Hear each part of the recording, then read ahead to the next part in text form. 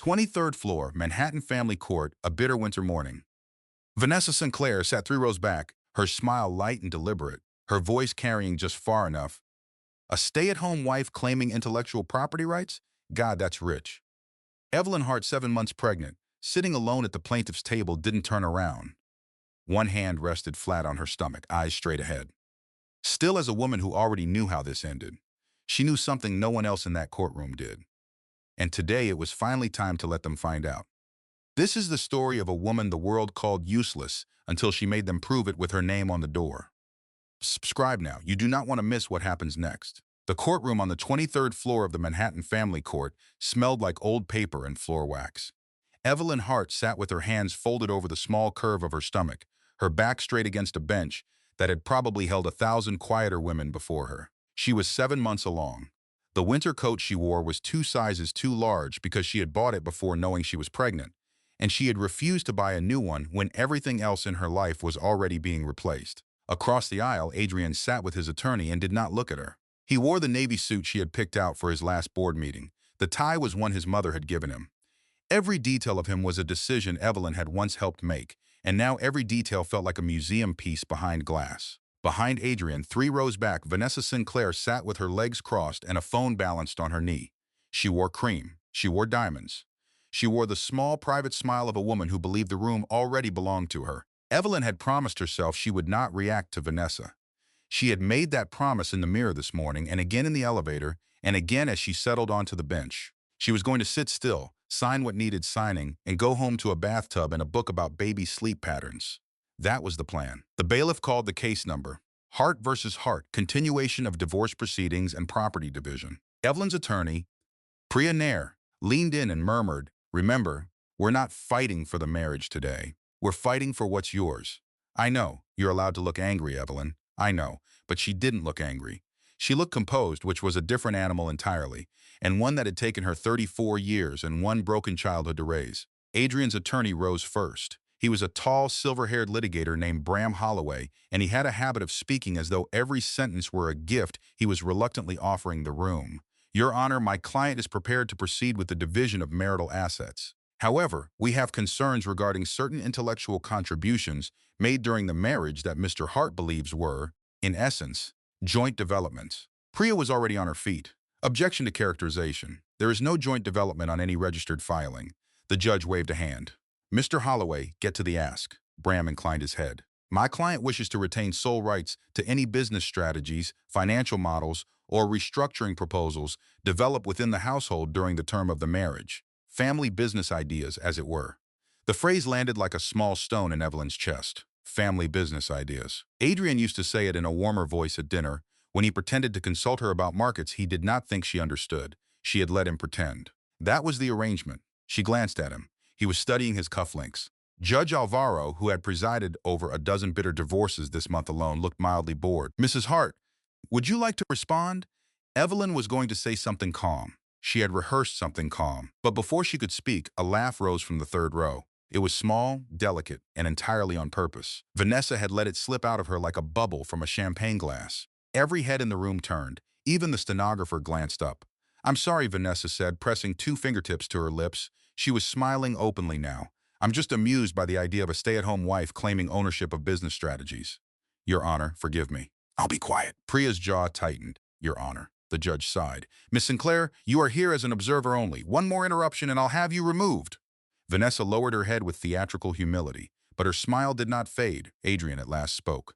"Your Honor," he said, "I'd like to be honest. Evelyn is a wonderful woman. She kept our home. But the notion that she generated business proposals of any operational value is, respectfully, romantic fiction.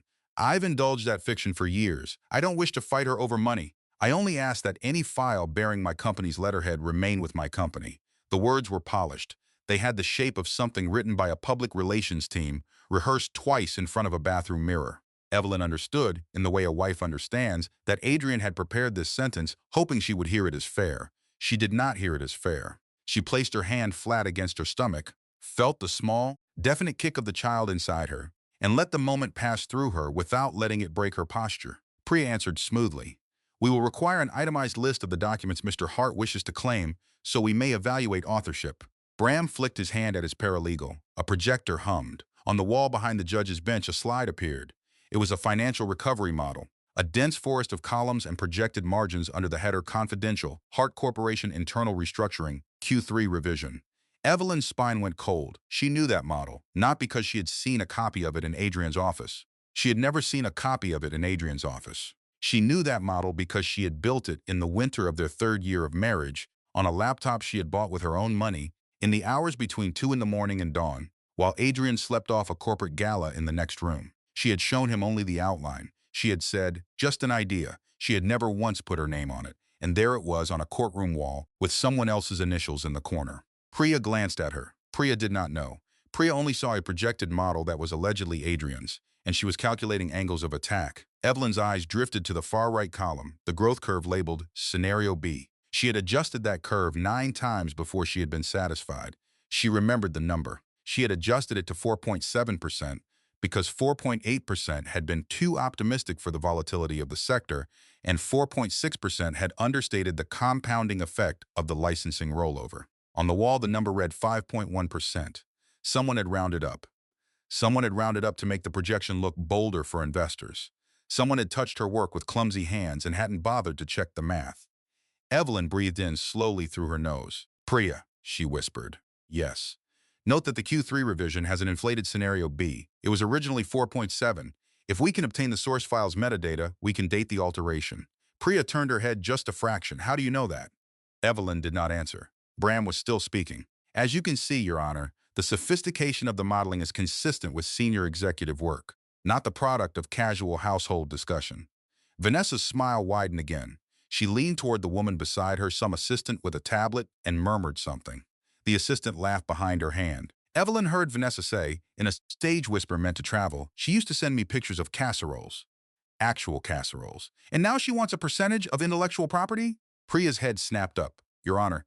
Miss Sinclair, this is your final warning. Apologies, Your Honor. Vanessa dipped her chin, sweet as a schoolgirl. It's just so absurd. Adrian, this time, did not correct her. He did not turn to Vanessa. He did not tell her to stop. He kept his eyes forward, and in the small, tight set of his mouth, Evelyn saw the truth of the last 3 years arranged neatly like an accounting ledger. He was not simply failing to defend her. He was allowing the mockery to enter the record because he needed her to look small. Something in her went quiet then. Not broken, not softened. Simply quiet the way a house goes quiet after the last guest leaves. She let the quiet sit inside her. She let it grow roots. Judge Alvaro shifted forward.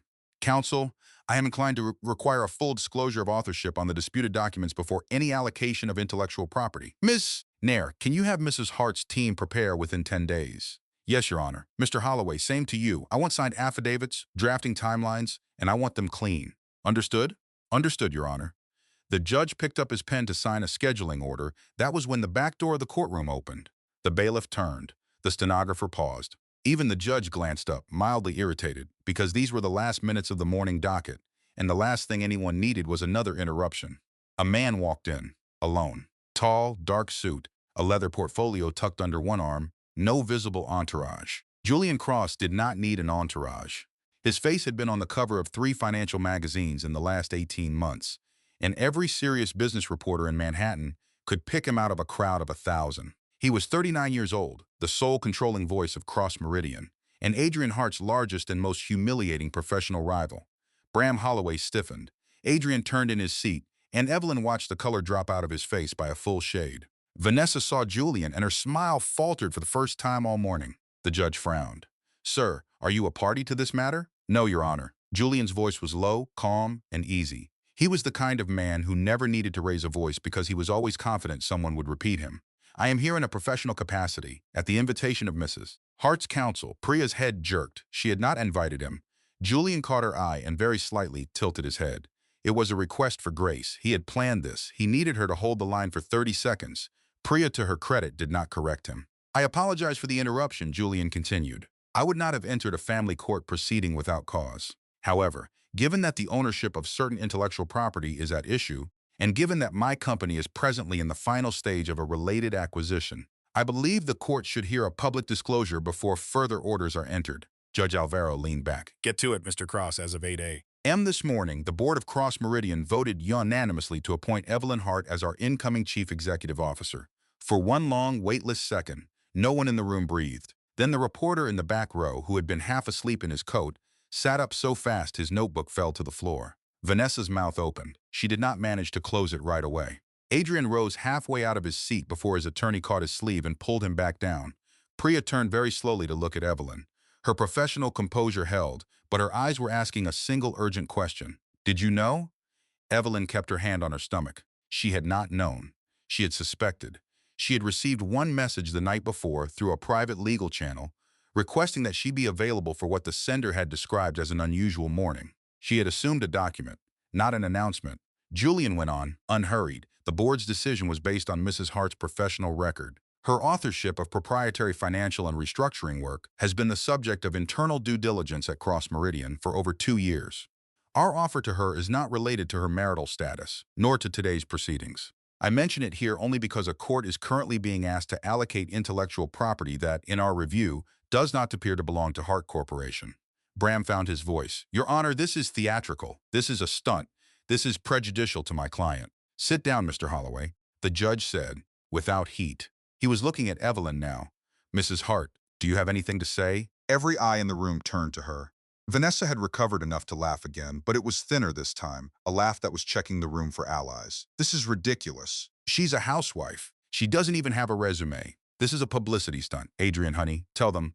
Evelyn stood up. She stood slowly because at 7 months, standing was a project. Priya reached to help her. Evelyn shook her head once gently and rose on her own. She rested one hand on the wooden rail in front of her. She looked at Julian, then she looked at Adrian. Then at last, she looked at Vanessa.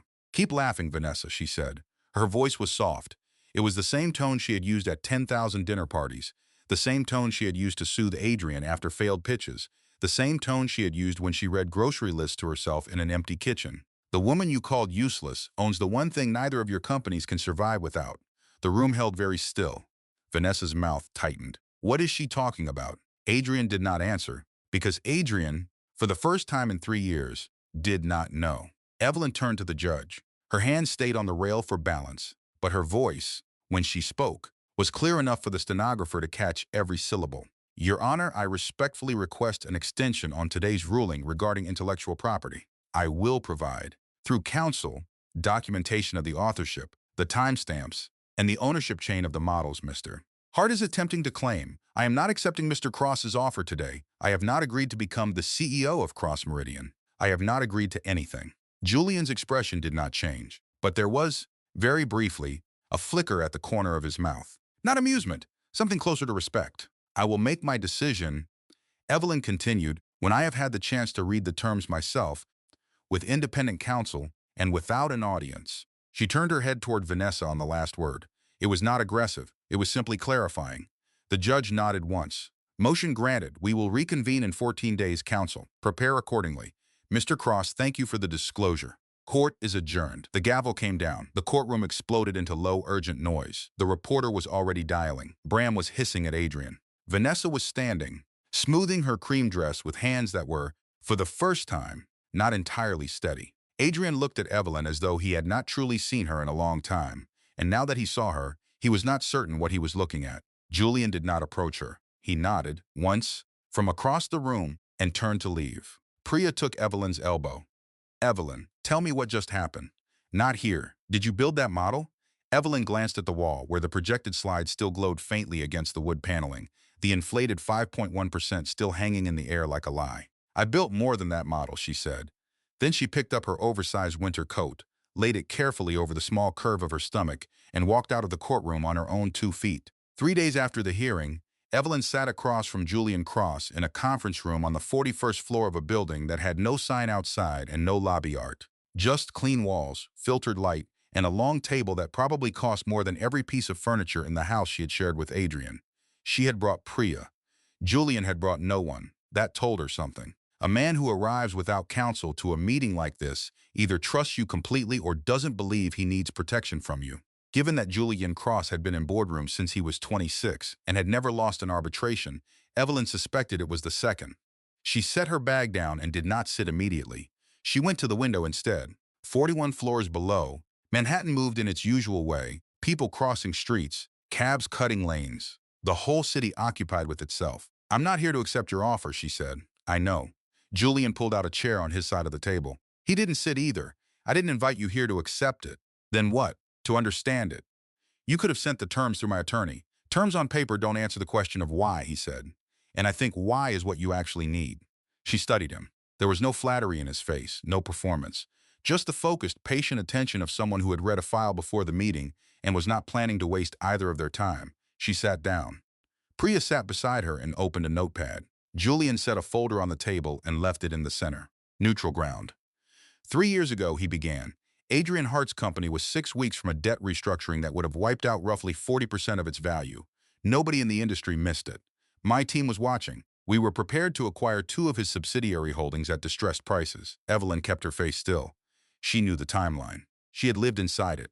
The turnaround came out of nowhere, Julian continued. Or that's what it looked like. A recovery model surfaced in the form of a series of licensing proposals and reallocation frameworks. It was filed under a consulting agreement with no named author. The board credited Adrian's financial team, but the methodology was unlike anything his team had produced before or since. He paused. A deliberate pause, not a gap. My people spent 18 months trying to identify the source. We never could. The consulting agreement had been structured specifically to prevent attribution. The language was precise, not precise the way a lawyer writes. Precise like someone who understood what they were protecting and why. Priya's pen stopped moving. Evelyn looked at the folder in the center of the table. She did not reach for it. What's the acquisition, she said. Julian accepted the redirect without pushing. A technology company called Soren Systems, infrastructure software. 3 critical patents related to embedded financial systems integration. The company is in distress. Mismanaged capital, 2 failed product launches, a CEO who built a culture around his personality instead of around the work. The team is talented. The patents are exceptional. The company needs someone who understands both the technical valuation and the organizational rebuild.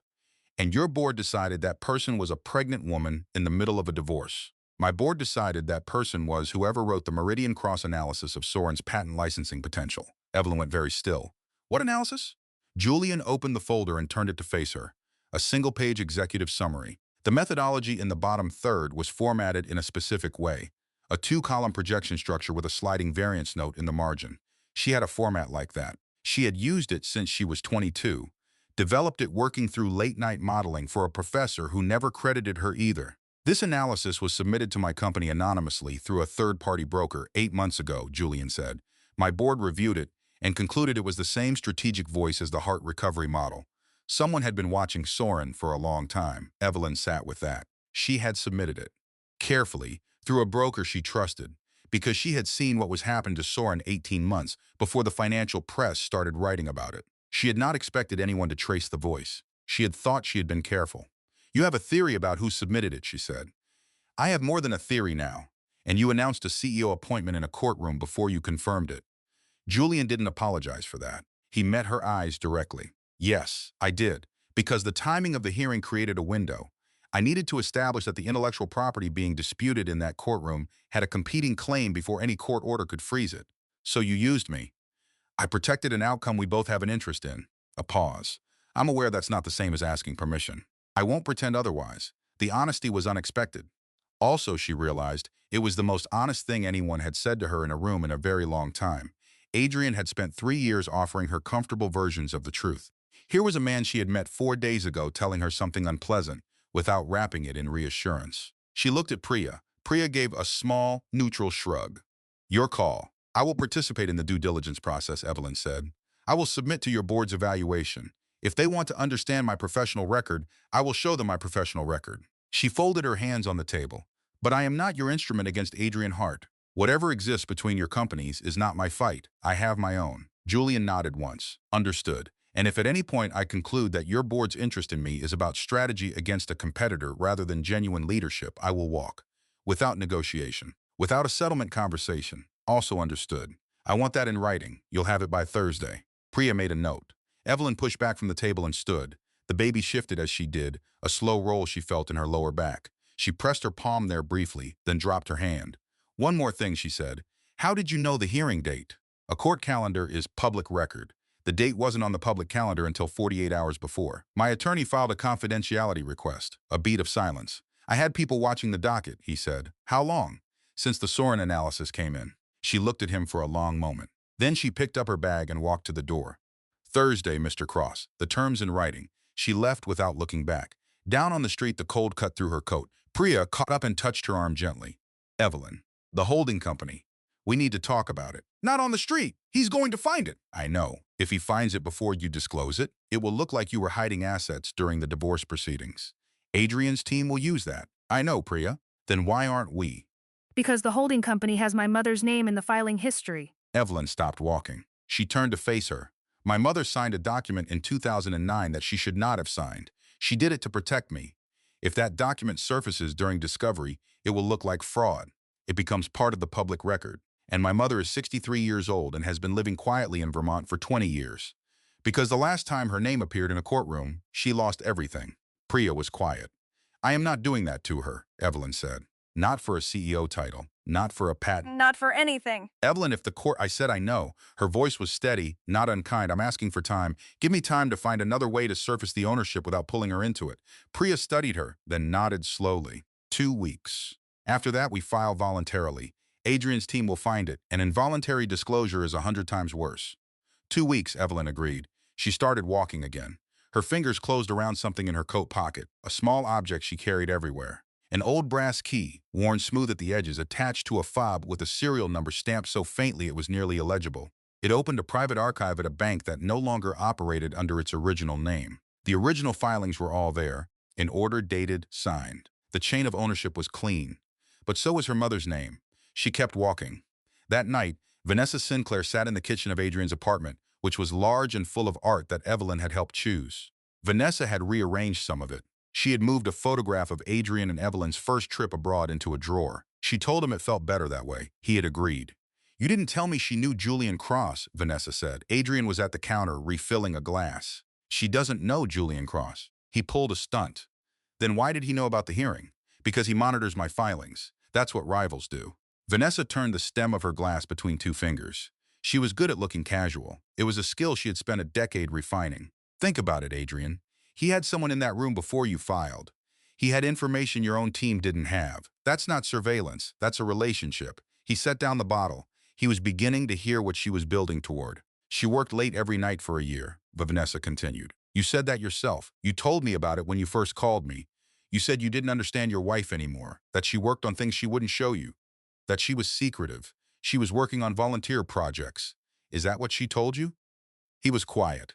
Cross Meridian has been circling Soren Systems for 2 quarters, Vanessa said. She knew this because she had made it her business to know. Soren's patents overlapped with a subsidiary she had quietly positioned herself in, and if Cross acquired Soren cleanly, that subsidiary became worthless overnight. Julian Cross doesn't appoint a stranger as CEO. He appoints someone he trusts. Someone who has already been working with him. Adrian's glass stopped halfway to his mouth. She's been feeding him information, Vanessa said softly. For how long, I don't know. But a woman who builds financial models she hides from her husband does not build them for nobody. This was not entirely a lie. It was a frame placed very carefully over a partial truth. Evelyn had built models she did not show Adrian. That much was real. Everything Vanessa implied about the reason was invented, assembled from facts she had arranged to point in a direction they did not naturally face. She watched Adrian's jaw tighten and felt, privately, the familiar steadiness of someone who has done this before. She had learned a long time ago that the most effective manipulation is not a story the listener has to believe from scratch. It is a story that completes something the listener is already afraid of. Adrian was afraid, under everything, that he had never mattered to Evelyn, that her stillness in the marriage had been distant, not patience, that she had been watching him the way you watch someone you have quietly outgrown.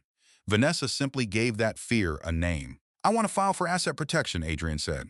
Everything frozen until we know what she's actually holding. That would include her personal accounts. Yes. Vanessa let one beat pass before she responded, arranging her face into something that suggested reluctance. It could look aggressive. Given her condition, she made it public. He set down the glass. If she's been building something behind my back, I need to know before a judge decides it belongs to her. The filing went in the next morning. Priya called Evelyn at 7 to tell her. By noon, the story had reached 2 financial news outlets, not the legal details, just the outline. A brief, anonymous tip suggesting the estranged wife of Adrian Hart had been in contact with Julian Cross for an extended period prior to the surprise courtroom announcement. One outlet used the word relationship. The other was more careful. They wrote connection. Neither used Vanessa's name. Evelyn sat at her kitchen table and read both articles twice. She understood exactly what was happening. The message was simple. If you do not control your own story, someone else controls it for you. She had spent her entire marriage doing the work and letting other people own the story. She had called it generosity. She was beginning to understand it as something else entirely. In her pocket, the brass key was warm from her body heat. She thought about her mother, about Vermont and the small house there, and the way her mother had rebuilt her life around a garden and a community that did not know her old name. She thought about the document from 2009, the one that began as protection and could so easily be read as evidence. She closed the laptop. Not yet. She had 2 weeks and she would find a path. A way to surface the ownership that kept her mother's name in the margin where it had always been. Quiet, safe, invisible. That was the calculation. That was what she told herself, sitting alone in a kitchen that was hers and also, technically, still in dispute. What she did not fully see yet was that Vanessa was already moving faster than the calendar allowed, and the story was no longer waiting for Evelyn to control it. The Cross Meridian boardroom was on the 37th floor, and it had no windows facing east. That was deliberate, Julian had explained once in an interview. Eastern light hit the projection screens wrong during morning presentations and caused people to squint. He had designed the room for function before comfort. People who were comfortable made slower decisions. Evelyn had read that interview at 2 in the morning, 3 days before the evaluation, while the baby pressed a foot against her ribs and the radiator in her apartment clicked and settled. She was not going in blind. Whatever else this was, she refused to go in blind. There were 7 board members seated when she arrived. 6 men and 1 woman, Margaret Ewan, who had built 2 insurance conglomerates and was now retired enough to sit on boards but not retired enough to be gentle about it. Priya sat behind Evelyn against the wall, not at the table. Observer status only. Julian sat at the far end, which was a choice. He was placing himself outside the evaluation, signaling to the room that this was not his performance to run. The board member who opened was a man named Garrett Hale. He had the face of someone who had spent decades being right about things and expected that trend to continue. "Mrs. Hart," he said without preamble, "thank you for coming in. We'll dispense with introductions. You have the Soren Systems file. You've had 72 hours with it. Walk us through your read." She had expected that. She opened her copy of the file, which she had printed and annotated by hand because she thought better on paper. "The acquisition rationale is sound," she said. "The patents are the asset. The 3 core filings around embedded integration architecture are each independently licensable, and collectively they're worth more than the whole company's current valuation suggests." Whoever structured the original assessment understood what they were buying. Margaret Ewan made a small note. The others were still. However, Evelyn said there's a problem in the licensing continuity clause on page 44. A pause. She watched Garrett Hale's face. He had read the file. He was confident he had read it well. Specifically, she continued, "The clause assumes uninterrupted rights transfer in the event of a change of control. But Patent 7 was co-filed with a subsidiary that Soren spun off in 2021. That subsidiary was acquired by a Finnish infrastructure firm last year. The Finnish firm is not a party to this agreement. If Cross Meridian completes this acquisition and attempts to enforce Patent 7 without clearing that chain, the Finnish firm can challenge the licensing rights. Depending on the jurisdiction, you lose the most valuable application of Patent 7 entirely." Silence. Not the silence of a room that disagrees. The silence of a room recalculating. Margaret Ewan looked up from her notes. "What's your proposed remedy? You need a co-licensing agreement with the Finnish firm before close. It will cost you negotiating time and probably a percentage of future licensing revenue. Somewhere between 4 and 7%, depending on how motivated they are. But it seals the chain. Without it, the entire deal is built on a foundation that can be kicked out from under you with a single filing in Helsinki." Garrett Hale leaned forward. Our legal team reviewed this file. I know, they didn't raise a flag on Patent 7. I know, she said again. She kept her voice even. "I'm not sure if they missed the Finnish acquisition or considered it immaterial. Either way, I'd recommend a conversation with them this afternoon." The board member to Garrett's left, a compact man named Reeves who had said nothing yet, cleared his throat. "Mr. Cross." He turned his head toward the end of the table. "I want to address something directly." Julian raised his chin.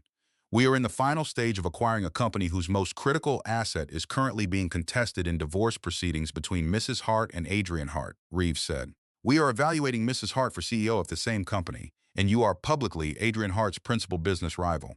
He set both hands flat on the table. "I want to hear from you why we should not consider the possibility that this entire process is a corporate maneuver against a competitor disguised as a personnel decision." The question was precise. It was the right question. Evelyn appreciated it even though it was pointed directly at her standing in the room. Julian did not answer immediately. He let the question sit. That's a fair concern, he said. I'll answer it honestly. I don't like Adrian Hart. Anyone who has followed this industry for 10 minutes knows that. I'm not going to tell you my motivations are purely neutral, but what I can tell you is this. The board reviewed the Soren analysis submitted 8 months ago before I knew who wrote it. The vote to pursue Soren was unanimous before I ever heard Evelyn Hart's name in connection with this. The CEO recommendation came after due diligence, not before. You made a public announcement in a divorce proceeding, Reeves said. I made a disclosure in a legal proceeding where intellectual property was being allocated incorrectly. The timing was mine. The underlying facts were already true. Those two things can both be accurate and the optics can still be compromised. Yes, Julian said they can. He did not elaborate. He was letting Evelyn handle the rest. She understood that. She turned back to Reeves. Mr. Reeves, she said, I found the Patent 7 issue in 72 hours. You can verify whether your legal team had it on their radar. If they did and they debriefed correctly, then I identified nothing new, and you can question my value to this process. If they didn't have it, then you have a concrete, testable demonstration of what I'm bringing. She closed the folder. I'm not asking you to trust Julian's judgment about me. I'm asking you to test mine. Reeves studied her for a long moment. Then he sat back. Margaret Ewan tapped her pen twice against her notepad, which, Evelyn would later learn, was as close to approval as she expressed in a formal setting. The evaluation continued for another 2 hours. They asked her about restructuring timelines, about personnel decisions, about what she would do with a department head who was loyal but underperforming. They asked about communication style, about risk tolerance, about how she would handle a hostile press cycle. She answered each question the way she had always thought about things, directly, without performance, with the occasional admission that she did not yet have enough information to give them a final answer. She did not try to sound like a CEO. She sounded like herself, which was, it turned out, more useful. When the session broke, Julian walked her to the elevator. Patent 7, he said quietly. We had a note on it, but the note said the risk was manageable, not that it required pre-close action. It requires pre-close action. I know that now. She pressed the elevator button. Was that a test? Giving me a file with a known gap and seeing if I'd find it? No. He said it quickly enough to be credible. It was a real oversight. We've been focused on the integration timeline and we let the chain of title slip. A pause. But I won't pretend I wasn't watching to see how you handled it. At least you're consistent. I'm trying to be. The elevator arrived. She stepped in and turned to face him. She asked the question she had been holding since the conference room 3 days ago. Why did you spend 3 years looking for the person who wrote the heart recovery model? He held the door. Because I'd never seen anything like it. The methodology, the structure, the specific way the variance assumptions were layered. It wasn't textbook. It was someone who had thought about these systems for a long time and built their own framework for understanding them. He met her eyes. I wanted to know who could think like that. And now that you know, now I want to know if you'll let that thinking operate somewhere it can actually be seen. The door started to close. He let it. Going down, Evelyn pressed her back against the elevator wall and stared at the panel of floor numbers. Conversation replayed itself. His answers had been direct. Too direct, maybe, for someone with a purely strategic motive.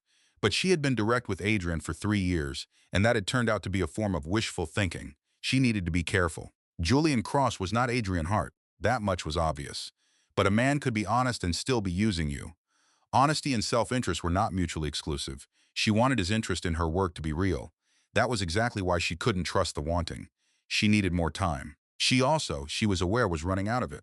3 hours later, in a corner office 20 blocks south, Adrian sat across from a forensic accountant his attorney had retained. Tell me again, he said. The accountant was a small woman named Carol, who spoke in a measured, unhurried way, each sentence arriving like a package set carefully on a table. Between 3.5 and 4 years ago, she said, there were a series of transfers from a joint household savings account.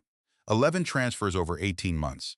The amounts vary. Smallest is $8,000. Largest is $62,000. Total transferred is approximately $340,000. To where? A holding company registered in Delaware. The company is listed under an anonymized trustee arrangement. We can see the receiving account but not the ultimate beneficial owner. Not yet. Adrian's jaw tightened. That's marital money. Assuming it wasn't drawn from assets she held before the marriage. Yes. She didn't have assets before the marriage. He said it with certainty. Then he paused, and something moved across his face, a fragment of a memory he hadn't examined in a while. Evelyn's mother.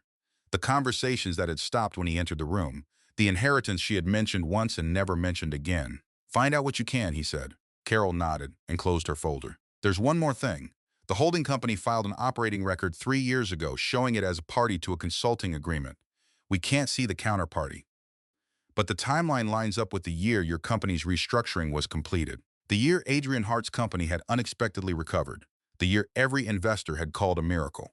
The year Adrian had taken credit in front of shareholders and felt for the first time in his adult life that he had earned his father's company rather than simply inherited it. He stood up and walked to the window. Outside, the city moved. He watched it and tried to remember every night Evelyn had worked late in that year.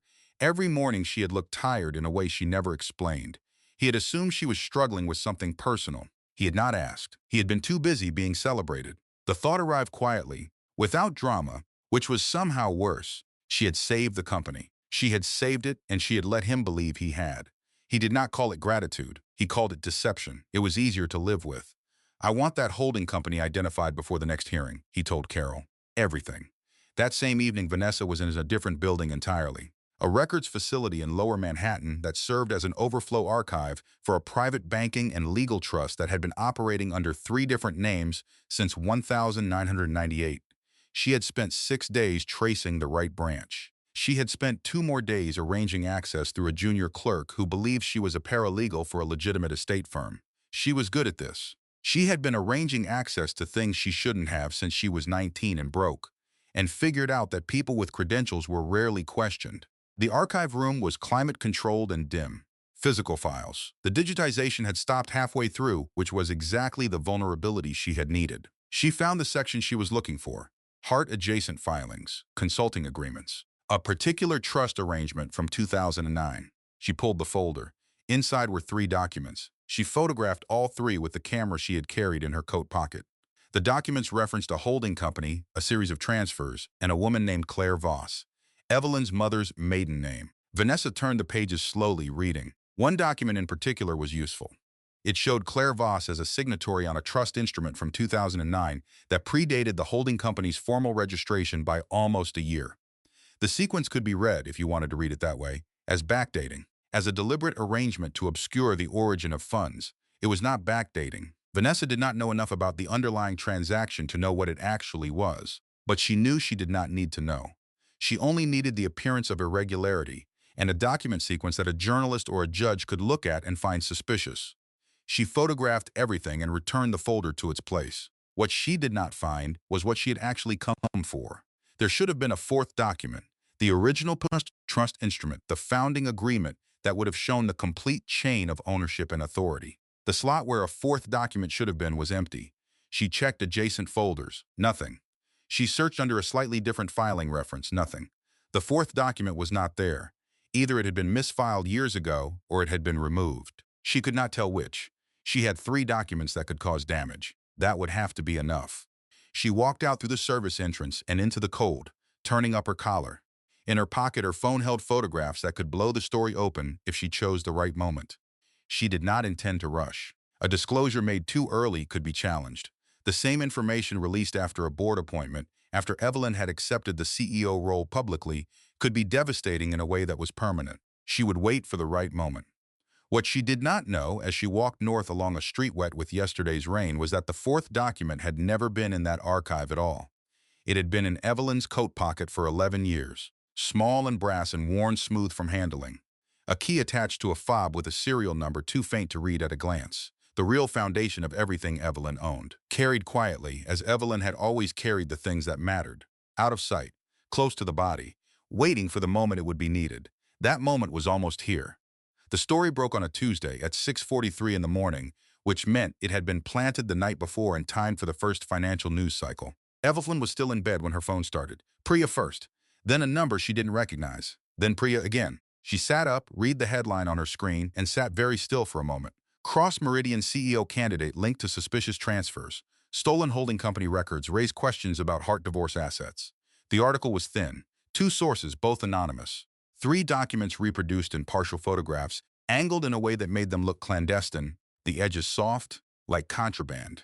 The photographs showed her mother's name, Claire Voss, and a document sequence that, without the founding instrument, without the 4th document that had never been in that archive, looked exactly like what Vanessa needed it to look like.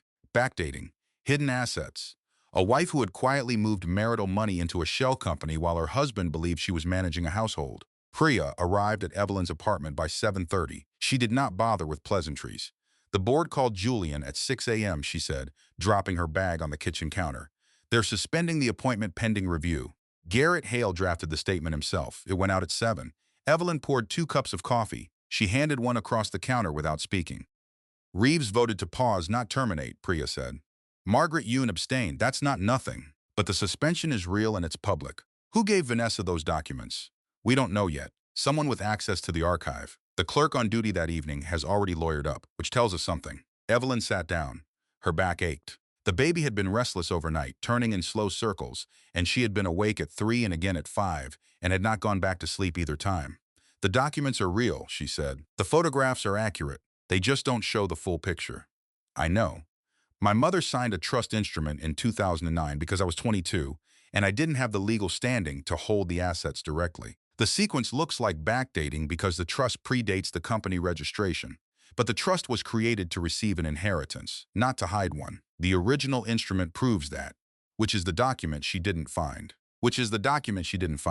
Priya set down her cup. Evelyn, we need to disclose everything. The full chain, your mother's role, the inheritance origin, all of it. Today, I know. If we file proactively before Adrian's team finds the archive. I said I know. Evelyn pressed her fingers flat against the table. A breath in, a breath out. I just need an hour to call her first. Priya nodded and left the kitchen. Evelyn dialed Vermont. Her mother answered on the second ring, which meant she had already seen the news. Her voice was quiet and unsurprised, the voice of someone who had spent decades preparing for the possibility that the past would eventually make a return trip. Mom, Evelyn started. Tell me what you need, her mother said. Just that. No panic, no accusation, no performance of sacrifice. Just 4 words, direct and steady. Evelyn closed her eyes. I need to use the full file, the 2009 instrument, the inheritance documentation, everything. A pause. Will it settle it? Yes, then use it. Another pause, softer. Evelyn, I was never hiding from consequences. I was hiding from noise. Those are different things. If the truth ends this cleanly, it's worth the noise. Evelyn pressed the heel of her hand against her eye for a moment. I'll protect what I can. You protect that baby, her mother said. The rest is just paper. She drove to the bank herself. Priya followed in a separate car. The institution now operated under the name Clearwater Private Trust. The original vaulted archive was in the basement, behind 2 security doors and a ledger entry system that still ran on paper.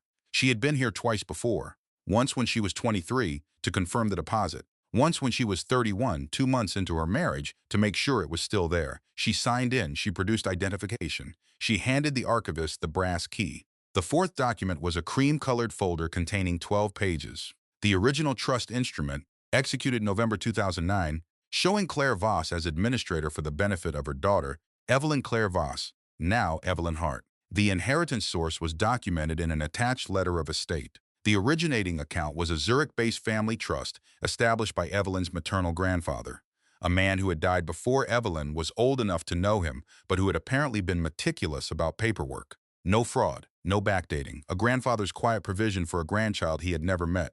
Priya read through it in the car outside the bank. She read it twice. This is clean, she said. It was always clean. Adrian's team is going to feel foolish. Adrian's team is going to feel whatever Vanessa needs them to feel, Evelyn said. That's not the point. The point is getting this in front of the board before close of business. They filed at noon. A full disclosure package to the divorce court, copied to Cross Meridian's general counsel, with a cover letter from Priya that was 16 pages long and left no visible gap in the chain of ownership. At 12:45, Julian called. I've read the filing, he said, without opening small talk. And the board needs to convene. I'm calling a session for 4 p.m. Will you come? Yes, but I need the full afternoon. For what? I have more to show them than just the inheritance. A pause. Evelyn, Vanessa didn't just steal documents, she said. She altered them. I've been going through the metadata on the Hart Corporation files for 3 days. The version of the recovery model that appeared in the divorce proceedings has a modification timestamp that postdates Adrian's company's board approval of the restructuring, which means the version Adrian submitted to court was modified after the strategy was already in use. Silence on his end. Someone went into the source file and changed the authorship header, changed the scenario B figure, updated the timestamp. It was meant to look like Adrian's team had produced it. But the modification date is 11 days after the board vote that implemented the strategy. You cannot revise a strategy document after the strategy is already approved and in motion and claim the document is the original. Can you prove the original is yours? I have the draft history from the laptop I used to write it. I still have the laptop. It hasn't connected to the internet since 2019. The draft logs are intact. 17 saves over 6 weeks, starting from a blank page, showing the model being built section by section. Julian was quiet for a moment. What about the Soren analysis? The one submitted to us 8 months ago. The same voice, same formatting structure. I wrote it on the same machine. She shifted the phone to her other ear. And there's more. The licensing clause that transferred the intellectual property rights from the consulting agreement to Hart Corporation was signed by a notary in February of that year. The notary's registration lapsed in December the year before. The signature is technically invalid. She heard him exhale. Vanessa has access to Adrian's filing systems, Evelyn said. I don't know how long she's had it. But the alterations are consistent. The language of the modified documents reads like someone who understood the strategy but not the methodology. And every change benefits Adrian's claim and damages mine. She paused. She built a career on getting access to things people assumed she couldn't reach. I think she's been doing it for a long time. 4 o'clock, Julian said. Bring the laptop. The board session that afternoon was not a formal evaluation. It had a different temperature. 7 people in a room where the power arrangement had just shifted slightly, and everyone in the room could feel it without naming it. Evelyn placed the laptop on the table. She connected it to a secure port that Cross Meridian's tech team had prepared. They pulled the draft logs onto a shared screen. She walked the board through it, step by step. The first save, the second where she had extended the variance model, the sixth where she had adjusted scenario B from 4.8 to 4.7%, the 12th where the final licensing framework had taken shape, all dated, all timestamped, all generated on a machine that had never touched Adrian Hart's network. Then she placed the modified version next to it, the one from the divorce proceedings. She walked them through the differences, the inflated figure, the altered header, the modification timestamp.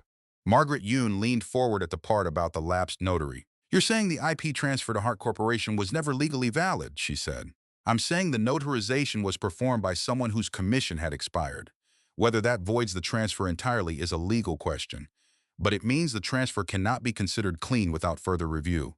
Which means the patents were never Hart's, Garrett said. He was not asking. The patents were licensed to Hart Corporation under an agreement that may not have been properly executed, Evelyn said carefully. The underlying authorship remained with me throughout. If the transfer is invalidated, the rights revert to my holding company. Reeves had his hands folded on the table. His expression was different from 2 weeks ago. Still careful, but pointed inward now, reconsidering. Mrs. Hart, he said, the holding company. Clarify for me. As a shareholder in Cross Meridian's acquisition target, as the controlling shareholder, she said, a shift in the room. She had known this was the moment. She had rehearsed it not as a speech but as a fact. Clean and simple, delivered without theater. My holding company acquired a distressed convertible note in Soren Systems 14 months ago. At the time, the note represented a minority position. Following Soren's second failed product launch and subsequent restructuring of its equity, the conversion triggered automatically under the terms of the note. My holding company now holds a controlling stake. Garrett Hale sat back in his chair. You own Soren, he said. I own a controlling interest in Soren, and you're being considered for CEO of Soren. I was not aware of the full extent of my position when the evaluation began, she said. I became aware of the triggered conversion 3 days ago. I disclosed it to my attorney immediately. I am disclosing it to this board now. The room was silent for long enough to be significant. Julian had known. She had told him at 2 a.m., the night before, when she had confirmed the conversion math herself and called him instead of waiting for morning. His response had been brief. Come in at 4. Bring everything. She had read that as endorsement. She still believed it was. In light of this disclosure, Evelyn said, I want to be explicit. My interest in Soren predates any relationship with Cross Meridian. I did not acquire the position to influence this process. I acquired it because I had been following Soren's patent portfolio for 3 years, and I believed in its long-term value. I documented that belief in the analysis your board received 8 months ago. She looked at each face in turn. What I am telling you now is that Cross Meridian cannot complete this acquisition without my holding company's consent. I am not telling you that as a negotiating position. I am telling you because this board deserves to make decisions based on accurate information. Margaret Yun clicked her pen once, twice. And are you prepared, she said, to put the acquisition vote to your shareholders today? Evelyn looked at her steadily. Yes. She reached into her bag and produced a single sheet of paper, a formal notice of shareholder voting rights activation, signed that morning, dated, witnessed. She placed it on the table and slid it toward the center. Garrett Hale read it and passed it to Reeves. Reeves read it and did not pass it on. He set it down and looked at Julian. You knew, he said. I knew last night, Julian said. I asked her to disclose today rather than filing unilaterally, because I believe the board should hear it directly. That was my request, Evelyn said, not his. Julian let that stand without correcting it. Reeves was quiet for a moment. Then his phone lit up on the table beside him. He glanced at the screen and something changed in his face. Cross's general counsel is on the line, he said. He picked it up. A brief exchange, too low for the room to catch. He set it down. Adrian Hart has filed an emergency motion, he said. He is requesting the court block the activation of your voting rights on the grounds that the unborn child has a potential inheritance claim to the shares held by your company. The words landed the way cold water does. Not painful, exactly. Clarifying. An unborn child. Adrian was using their unborn child as a legal instrument to freeze her assets. He was arguing that a baby not yet born, a baby he had said nothing about defending in a courtroom full of mockery, had standing to complicate his wife's property rights. Evelyn did not move. She kept her hands flat on the table and her face arranged into the same expression she had worn at every dinner party, every board reception, every occasion where she had been underestimated in a room and had chosen to wait rather than react. She thought about Priya's words from the morning. 2 weeks. Involuntary disclosure is 100 times worse. She had disclosed. She had done it right, and Adrian had responded within 4 hours with a legal maneuver that turned their child into a chess piece. She looked at Julian. He was looking back at her.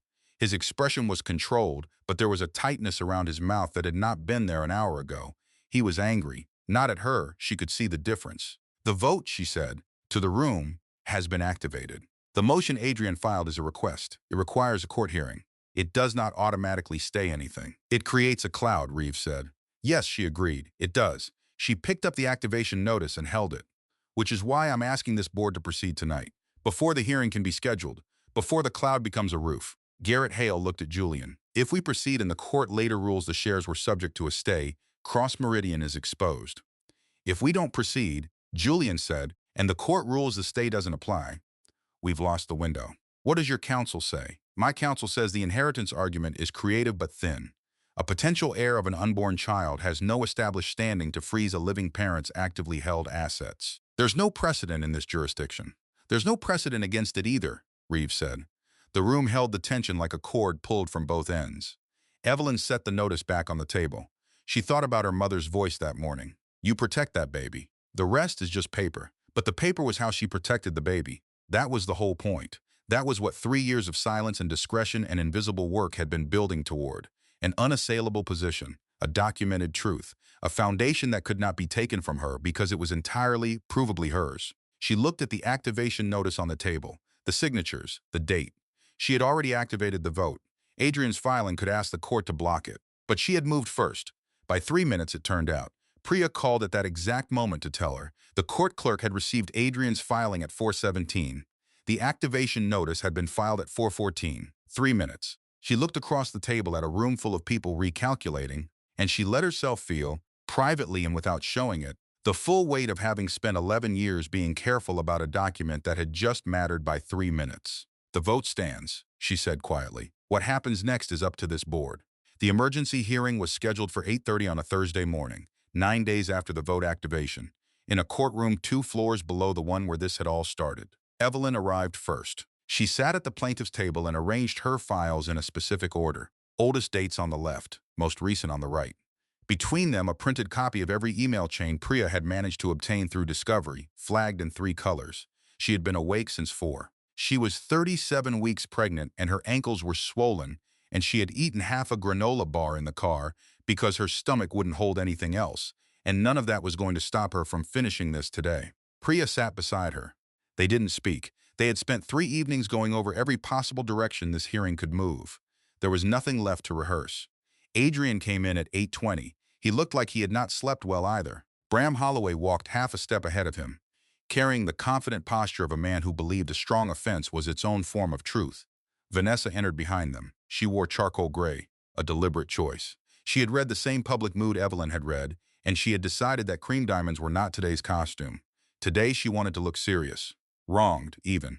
She met Evelyn's eyes briefly as she settled into the row behind Adrian's table. Her expression said nothing. That was its own message.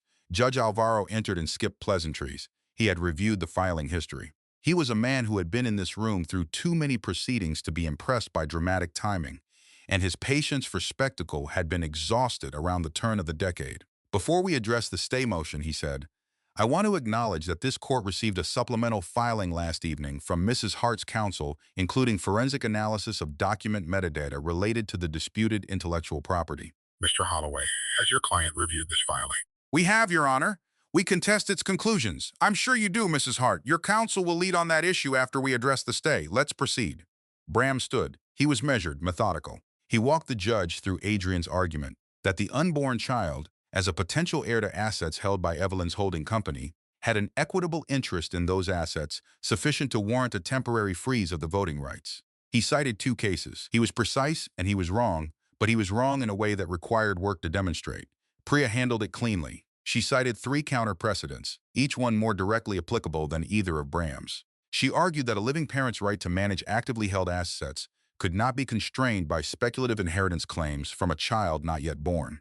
She pointed out that accepting Adrian's argument would mean any pregnant woman could have her financial decisions frozen by a spouse who simply claimed the unborn child's interest. She said the word novel twice, in the tone lawyers reserve for arguments they find almost embarrassingly weak. The judge asked two clarifying questions. Then he set his pen down. The stay motion is denied, he said. The voting rights activation stands. Let's move to the intellectual property question. Vanessa's posture didn't shift, but her right hand, resting on the bench rail in front of her, closed slightly. Priya introduced the forensic analysis. A digital examiner named Torres took the stand and walked through the metadata comparison. The original draft logs from Evelyn's laptop, the modification timestamps on the Hart Corporation version, the specific sequence that showed the document had been altered after the board vote. Then came the lapsed notary. Torres was careful with language. He described what the records showed without characterizing intent. He explained the discrepancy in the registration dates. He showed the signature. He answered Bram's cross-examination without yielding on a single substantive point. Judge Alvaro had been making notes since the fourth slide. When Torres stepped down, Bram rose for what Evelyn expected would be a motion to strike the analysis as circumstantial. Instead, he turned to the bench and did something she did not anticipate. Your Honor, my client would like to make a statement. Priya's head turned. Adrian stood. He looked at his hands for a moment, then at the judge. I was not aware of the modifications to the restructuring document. I believe the file I submitted was the original. Silence. Even Judge Alvaro paused. Mr. Hart, you are under oath. Do you understand the implications of that statement? Yes, Your Honor. Are you saying that a modified document was submitted to this court under your name without your knowledge? I'm saying I submitted what I was given. A pause that held something in it, something raw and not quite finished. I don't know when the modification occurred, or by whom. Bram put a hand on Adrian's arm too late. Evelyn watched Adrian sit back down. She watched him look at his hands again. She understood from a decade of reading him that this was not strategy. This was a man who had just looked directly at something he had been avoiding and found he could not unsee it. Whatever Vanessa had done, or at least part of it, Adrian had just decided not to carry. That was not redemption. It was not close to enough. But it was, she recognized, the first honest thing he had done in this room. She turned her attention to Vanessa. Vanessa was leaning forward, her hand now on the back of Adrian's shoulder, her mouth near his ear. She was very quiet. Evelyn could not hear what she was saying, but she could see the quality of it. Urgent, pressing. She was trying to walk him back. Judge Alvaro allowed a brief recess. In the hallway outside, Evelyn asked Priya for 5 minutes alone and walked to the far end of the corridor. She stood by the window that faced a courtyard below, an unremarkable square of concrete and a single city tree with bare winter branches. Her phone showed a message from Julian, sent an hour ago. 4 words, I'll be watching. Go. She put the phone back in her pocket. She thought about what Priya had said before they walked in that morning, standing outside the building in the cold. Whatever happens in there, you are not the same woman who sat in that first hearing. Don't forget that. Priya had said it briskly, practically, the way she said most things, and then walked ahead without waiting for a response. Evelyn went back in. When the session resumed, Bram submitted a brief redirect. He attempted to reframe Adrian's statement as limited in scope, not an admission of wrongdoing, merely an acknowledgement that document management within a large corporation involved multiple parties. He was buying distance. Then Evelyn's turn came. She did not take the stand herself. She didn't need to. She had something better. She had a paper trail, and she had Vanessa's own history of image management, which she intended to use as a map. Priya submitted the emails. 42 messages obtained through the discovery process between Vanessa's personal account and an account registered to a consulting firm that existed on paper only. The messages discussed the recovery model. They discussed the timing of the notary signature. 3 of them referenced a specific archive address in Lower Manhattan that Vanessa had no disclosed professional reason to know about. None of the messages said anything explicitly illegal. Vanessa was too careful for that. What they showed was pattern, access, familiarity with documents she should not have been familiar with, knowledge of filing locations she should not have been able to pinpoint. Bram objected to several on privilege grounds. The judge allowed them anyway. Then Priya called Vanessa to the stand. She came forward with the expression of someone prepared to be reasonable. Her voice, when she stated her name, was composed and slightly aggrieved, pitched to suggest that the whole exercise was beneath her. Priya began with straightforward questions. How long had Vanessa known Adrian Hart? What was her professional relationship with his company? Had she ever accessed Hart Corporation's internal document systems? Vanessa answered carefully. She was good at this. She knew how to give answers that were technically accurate and directionally misleading. Then Priya shifted. Ms. Sinclair, you have a background in corporate communications, is that right? Among other things, yes. And part of that work involves narrative management, controlling how a story is told publicly. I describe it as strategic communications. Would you say you're skilled at identifying which facts in a situation are most damaging to a client's position?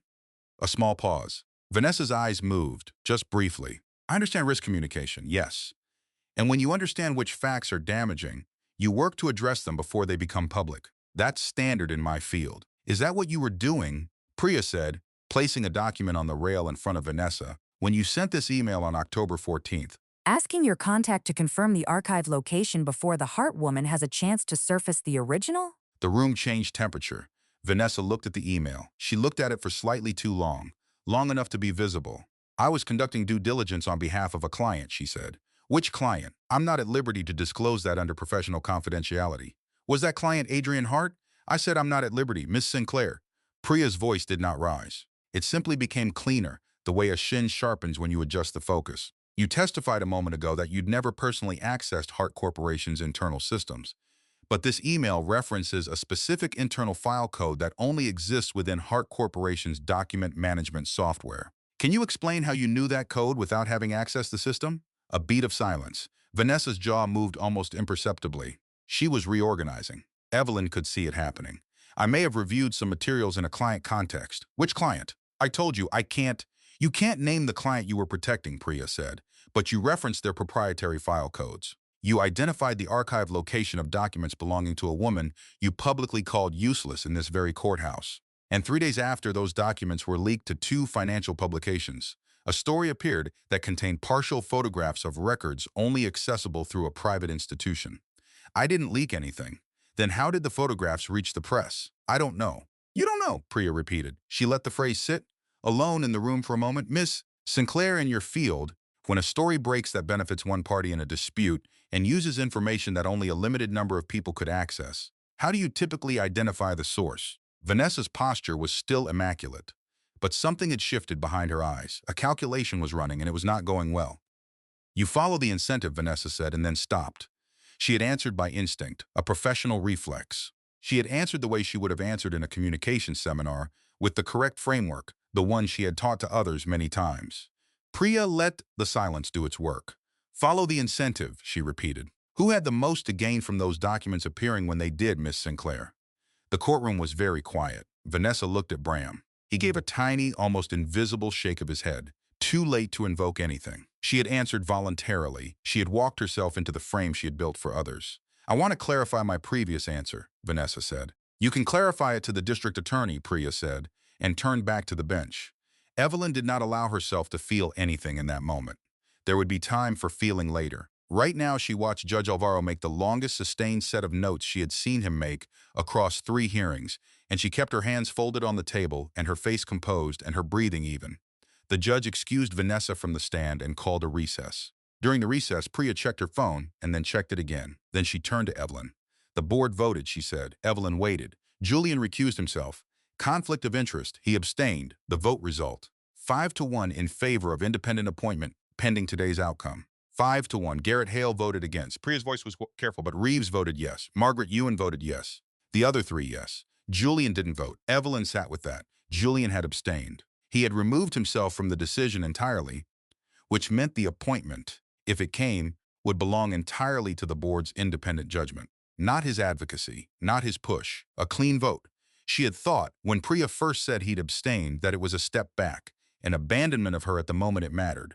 She had felt it as a withdrawal, quick and sharp, before she had thought it through. But sitting with it now, she saw it differently. A man who wanted to own her victory would have voted. A man who wanted the credit, who wanted the power dynamic of having championed her, would have made sure his yes was on record. Julian had removed himself so that no one ever could say she was there because of him. That was not betrayal. That was the most careful gift he had known how to give. When the session resumed, Judge Alvaro ruled on the intellectual property in 12 minutes. The modification timestamps, the lapsed notary, the laptop draft logs, the email record. He outlined his reasoning without editorializing, and at the end of it he allocated the disputed intellectual property to Evelyn's holding company, pending formal challenge, and referred the matter of the altered documents to the district attorney's office for review. He was clear on Vanessa, he was clear on the referral. He was less clear about Adrian, and that ambiguity was, Evelyn thought, exactly the right ambiguity. Adrian had submitted a document he claimed he did not know was altered. Whether that was true was not this court's question today. He closed the session. Bram gathered his files without looking at anyone. Adrian stood, and for a moment he and Evelyn were facing the same direction, both looking toward the door, and he spoke without turning his head. I didn't know about the modification, he said, quietly, not a public statement, just words directed at her for the first time without an audience's approval required. She looked at his profile, the navy suit, the tie she had not chosen. I know, she said, that was all. He walked out ahead of her. She did not follow immediately. She sat for another minute in the quiet courtroom while the bailiff moved around the edges of the room, and Priya packed files. She pressed one hand flat against her stomach and felt the baby, still and warm and real, beneath her palm. I'm working on it, she told him, or her, silently. A few more days. Julian was waiting outside the building, not on the steps, across the street, on the edge of the block, a coffee cup in his hand that she suspected was cold by now. He watched her come through the doors, and he didn't cross until she had reached the bottom step, and Priya had peeled off with a brief, expressive look that meant she would call later. They walked a half block in silence before he spoke. The board sent the formal offer an hour ago, he said. Full appointment, independent of my vote. I know. Priya told me. Are you going to take it? She stopped walking. He stopped beside her. Around them, the city was fully underway, the midday noise of traffic and voices, and the particular restless energy of a winter afternoon in Manhattan. Tell me something, she said. The clause in the acquisition agreement, the one that gives Cross Meridian senior licensing rights over the Soren patents in the event of a change of leadership. He was quiet. It would give your company effective control over the most valuable asset I own, she said. Even if I'm CEO, even after everything, you'd hold the licensing lever. Yes. Are you planning to keep? He looked at her directly. He had the same expression she had seen in the elevator after the first evaluation. Not performing honesty, just being it, which was a harder thing. No, he said. I filed an amendment this morning to remove it. Before the board vote. Before I knew what the judge was going to rule. She studied him. Why? Because I don't want to own any part of what you built. I never did. A pause. I wanted to find the person who built it. I wanted to understand how they thought. And then, somewhere in the middle of watching you take apart a boardroom and a courtroom and a woman who genuinely believed she had outmaneuvered you, I wanted... He stopped. Tried again. I want to know what it looks like when you work without someone taking credit for it. I want to watch you run a company that's yours and know that I have no claim on any piece of it. The cold wind moved between them. The bare branches of a street tree above shifted and settled. That's a significant thing to give up, she said. I'm aware. And what do you want in return for it? He looked at her steadily. A conversation. Eventually, when you're ready, about what it looks like to build something that isn't a transaction. For you and me both, and for the child, and without turning any of it into a negotiation. She thought about her mother's voice on the phone. You protect that baby. The rest is just paper. She thought about Adrian in the courtroom this morning, choosing not to carry the lie. She thought about the brass key, now back in a vault where it no longer needed to be a secret, its purpose finally spent. She thought about 11 years of invisible work and what it had taken and cost and ultimately produced. I'll think about the conversation, she said. Not a refusal. Not a yes. An honest answer, he nodded. He had expected exactly that. She started walking again. He walked beside her, one step of distance, giving her room, not trying to close the space. 2 weeks later, Evelyn Hart walked into the Soren Systems building on a Monday morning at 8:15. The lobby had been redesigned in the 2 weeks since close, the old CEO's photographs removed, the walls repainted a clean, warm white. It looked, she had thought when she first toured it, like a building in the process of deciding what it wanted to be. She signed in, which she was required to do until her credentials were fully active in the system. She took the elevator to the 16th floor. The office at the end of the hall had a temporary sign on the door, a printed card in a plastic sleeve, the kind used for visiting professionals. It read, E. Hart, CEO. She stood in front of it for a moment. The hallway was empty. No cameras, no audience, nobody to perform anything for. She opened the door and walked in. The desk was clean. The view faced west, away from the sun, functional and clear. On the desk, someone had left a single printed sheet, a welcome note from the board, signed by all 5 who had voted yes. And below the board's signatures, a handwritten line she had not expected. The room was always yours. M. Yoon. Evelyn set her bag down. She sat in the chair. She looked out the window at the city she had been working inside for years without anyone knowing her name. Then she opened her laptop, the one with the draft logs, the one that had been waiting for more than 3 years, and she got to work. Her name was on the door. She had put it there herself. That was the whole point.